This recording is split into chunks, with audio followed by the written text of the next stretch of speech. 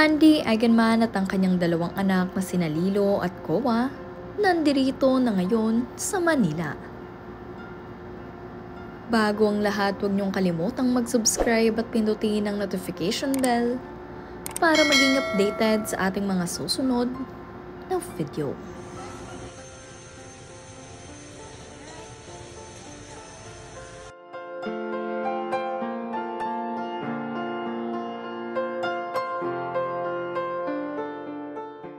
Sabi nga ni Mama Andy kanina sa kanyang post, "See you soon, Manila," na kung saan pasakay na nga sila ng airport at papunta ng Maynila. Ibinahagi na nga rin itong si Stevie Eigenman na na-pick up na niya sa airport sina Mama Andy, Lilo at Koa. Masayang-masaya nga itong si Stevie dahil kasama niya ngayon dito sa Maynila itong sina Mama Andy at ang kanyang mga pamangkin. Itong si Ate Ellie ay nauna nang bumalik sa Manila kasabay sina Tita Stevie noon, kaya naman ngayon ay nandirito na siya at kasamang muli ang kanyang Daddy J. At ibinahagi nga nitong si Daddy J ngayong araw ang larawan na ito. Si Papa Pilmar naman ay naiwan sa Siargao at ito nga ang kanyang pinagkakaabalahan. Ibinahagi nga niya na siya ay nag-uurong ng plato. Ito nga rin ang kanyang update para kay Mama Andy na siya ay nagsisipag dito sa Siargao. At mag-ingat lamang sila at mag-enjoy sa kanilang vacation sa Maynila. Wala nga kasing magbabantay sa kanilang mga negosyo at sa kanilang mga kung ano-ano pang gagawin dito sa kanilang bahay, kaya naman napili nitong si Papa Pilmar na maiwan muna. Kahit gusto nga niyang sumama sa Manila, ay ito na lamang munang sina Mama Andy, Lilo at Koa dahil mayroon din naman siyang gagawin. Abalang-abala nga ngayon dito sa Siargao mag-isa itong si Papa Pilmar kasama ang kanyang mga angels.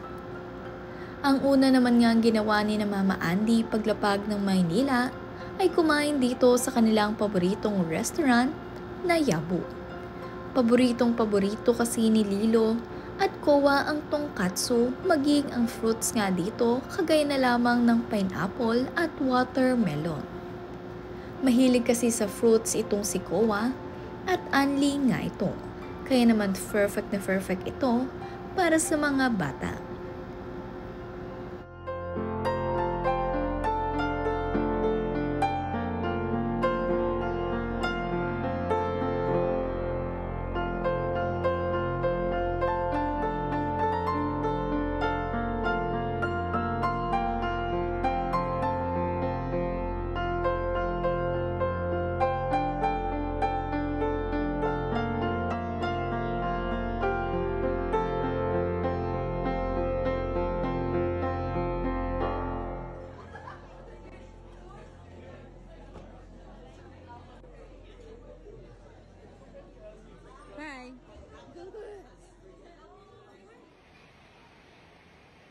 I am the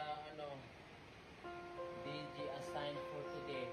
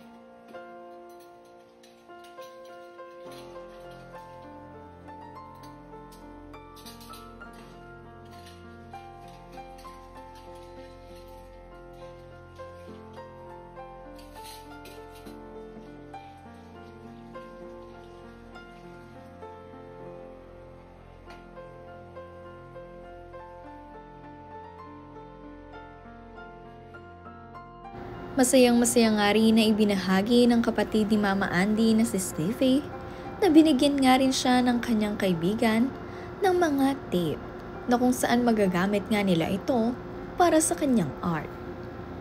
Ibinahagi nga rin ngayong araw nitong si Papa Pilmar ang kanyang isa pang anak na si Kanoa, na kung saan nasa ibang bansa ngayon na tila ba namimiss niya. Bonding nga rin sila pagdating ng hapon ng kanyang alagang aso na si Oatmeal.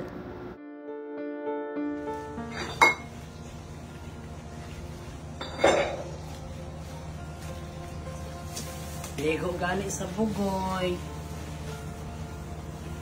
Sumapoy gani, ligo. Para hamot.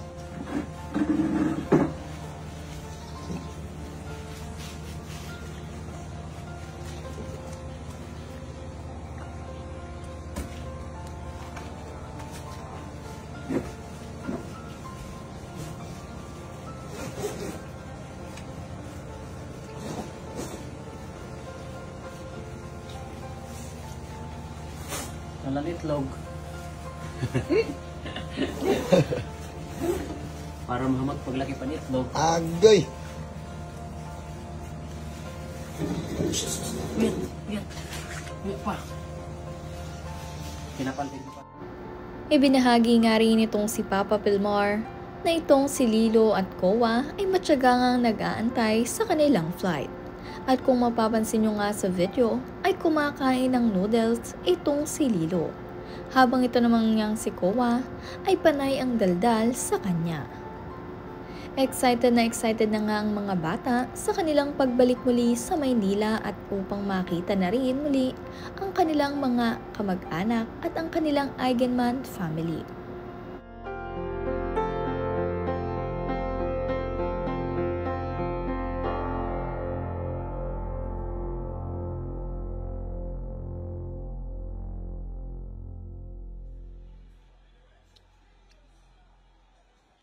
Pan.